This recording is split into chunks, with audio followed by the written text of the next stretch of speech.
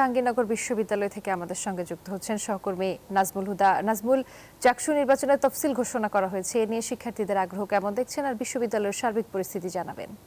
রুবা, আপনাকে ধন্যবাদ। আপনি যেমনটি বলছেন, এই মুহূর্তে রয়েছে জাহাঙ্গীরনগর বিশ্ববিদ্যালয়। আমরা সকাল থেকে জাহাঙ্গীরনগর বিশ্ববিদ্যালয়ে যে এই জাকসু নির্বাচন কেন্দ্র করে কিন্তু যে আমরা দেখেছি ছাত্রদলের বঞ্চিতরা কিন্তু তারা গতকালকে তারা বিক্ষোভ করেছে এবং তারা বলছেন যে জাকসু নির্বাচনে যারা এখনও যারা বঞ্চিত এবং এরই মধ্যে যারা তারা বলছে যে যারা বঞ্চিতরা বলছে যে ছাত্রলীগের কমিটি দিয়ে তারা হলে একটি কমিটি তৈরি করেছে, সে কারণেই তারা আসলে বলছে যে তারা এই সব লোক দিয়ে জাকসুর নির্বাচনকে বানচাল করতে কিন্তু একটি পরিকল্পনা করা হচ্ছে এবং সেখানে কিন্তু তারা বলছেন। এবং এর মধ্যে কিন্তু যে বিভিন্ন সংগঠন কিন্তু আপনারা দেখতেই পাচ্ছেন যে তারা জাকসুর নির্বাচনকে ঘিরে কিন্তু প্রার্থীরা কিন্তু ভোটারদের কাছে যাচ্ছে এবং যেহেতু 1972 সালে কিন্তু জাকসুর প্রথম নির্বাচন হয় এবং একটানা 20 বছর চললেও কিন্তু ঠিক 33 বছর কিন্তু জাকসু নির্বাচন না থাকায় কিন্তু অচল হয়ে পড়েছিল বিশ্ববিদ্যালয়ের ছাত্র রাজনীতি। এরই ফলে কিন্তু নতুন করে আবারও যেহেতু জাকসু নির্বাচন শুরু হচ্ছে, এর মধ্যে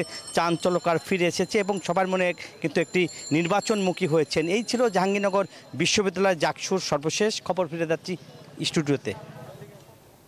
নাজমুল, আপনাকে ধন্যবাদ। বান্ডেল থাকলে প্রতি সেনমানিতে টাকা বাঁচবে। বিকাশ সেনমানি বান্ডেল কিনে জিতুন প্রতি লেনদেনে।